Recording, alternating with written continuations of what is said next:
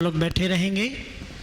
हमारे बीच में पूज्य महाराज श्री ने अभी स्वामी रामदेव जी महाराज का भी जिक्र किया था सत्संग में, तो उनको भी जिन्होंने पढ़ाया है, बाबा रामदेव जी को भी जिसने पढ़ाया है, कानपुर हरियाणा से के गुरुकुल का संचालन करते हैं और अभी तक पतंजलि योगपीठ में ही आचार्य कुलम में ही अपनी सेवाएं दे रहे थे। अभी अपने गुरुकुल वापस आ गए हैं। आचार्य प्रद्युमन जी, मैं उनको मंच पर आमंत्रित करता हूं, मंच पर आएं और मंच की शोभा बढ़ाएं। महाराज जी ने बताया कि ये देवता हैं, बगैर निमंत्रण के आए हैं, इतने बड़े संत पूज्य गुरुदेव का दर्शन करने के लिए आए हैं। मैं उनको अखंड परम धाम दिलशाद गार्डन मंच की ओर से उनके चरणों में वंदन करता हूं, उनका सम्मान करता हूं।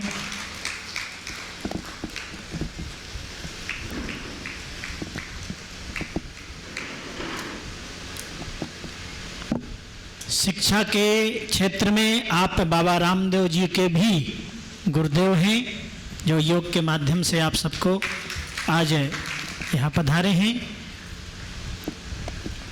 मैं आश्रम की ओर से विजय पाल भैया को निवेदन करूंगा। हाँ, पूज्य महामंडलेश्वर अखंड परमधाम संस्था के मुख्य संरक्षक पूज्य स्वामी ज्योतिर्मयानंद जी महाराज है, उनका माल्यार्पण हम स्वागत कर रहे हैं पूरी संस्था की ओर से। विजय पाल भैया मंच पर आएं और आचार्य जी का माल्यार्पण कर स्वागत करें। राजू सचदेवा जी मंच पर आएं और आचार्य प्रद्युमन जी का स्वागत करें। हमारे बीच में आचार्य विश्वपाल जी महाराज विराजमान हैं। विजय पाल भैया से निवेदन है कि यहाँ करके आपका भी माल्यार्पण कर स्वागत करें। बहुत श्रद्धा के साथ, विनम्रता के साथ श्री महाराज के चरणों में प्रणत हूँ। उनका आशीर्वाद लेने के लिए यहाँ उपस्थित हुआ हूँ। कुछ सुनाने के लिए, कुछ बताने के लिए नहीं। श्री स्वामी जी महाराज, स्वामी रामदेव जी महाराज ने वर्षों तक मुझे ये सेवा दी सुनाने की, और वहाँ सैकड़ों ब्रह्मचारियों के बीच में और आस्था और संस्कार के माध्यम से सुनते सुनाते रहे हैं। गीता, उपनिषद और वेदांत का स्वाध्याय करते रहे हैं। मुझे एक ही बात समझ में आई, श्री महाराज जी ने भी एक दिन दूरभाष पर मुझे बतलाया था, अभी भी बतला रहे थे कि जो अविनाशी तत्व है और विनाशी तत्व है साथ साथ रहते हैं, और उसका विवेक हमें होना चाहिए। और जो नाशवान है उसके प्रति राग रहित होना चाहिए, और तीव्र मुमुक्षा होनी चाहिए। महसूस होना चाहिए कि कहाँ कहाँ किस रूप में दुख हमें घेर रहा है।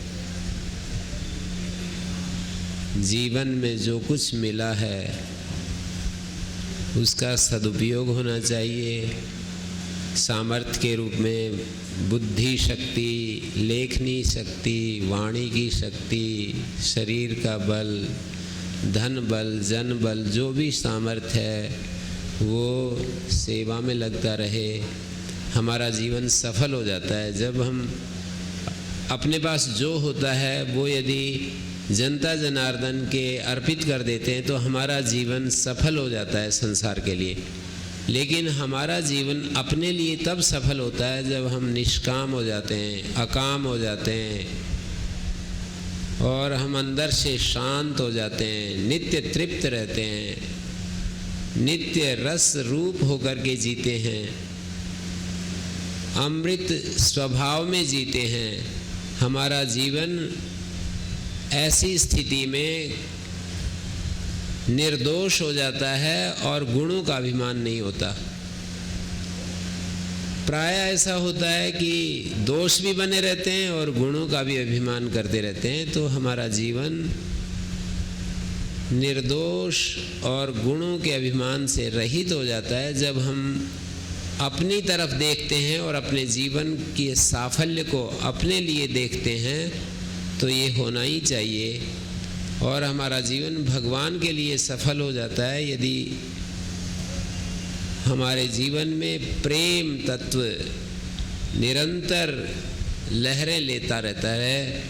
हमारा जीवन प्रेममय है, इसकी पहचान यह है कि द्वेष समाप्त हो जाता है।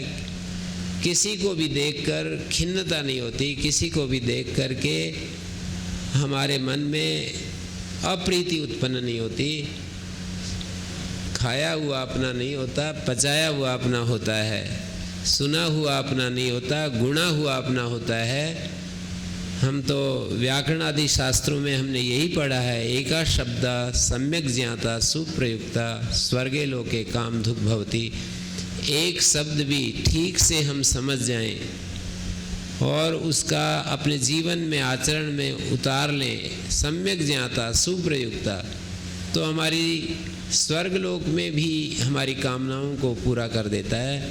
तो कोई भी एक शब्द भी हमारे जीवन को आनंद से भर देता है और हमारे जीवन को सहज बना देता है। समाधान में हमें समाधान प्राप्त करा देता है।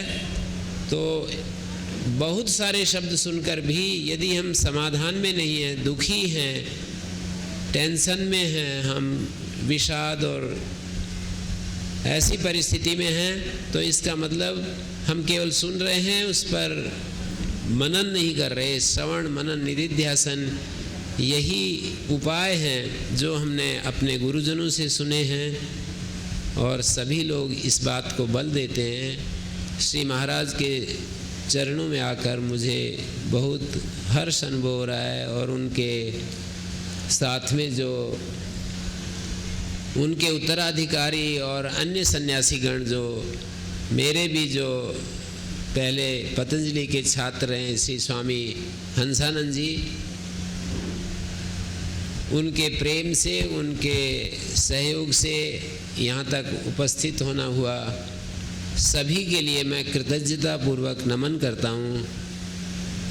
मैं बार बार आप सबके लिए साभार अपने हृदय के भावों को आपके चरणों में अर्पित कर रहा हूँ। ओम शांति शांति शांति।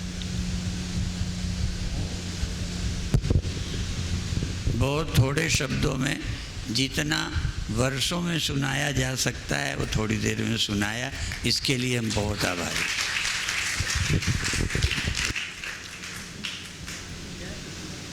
आज समय ज़्यादा हो गया है।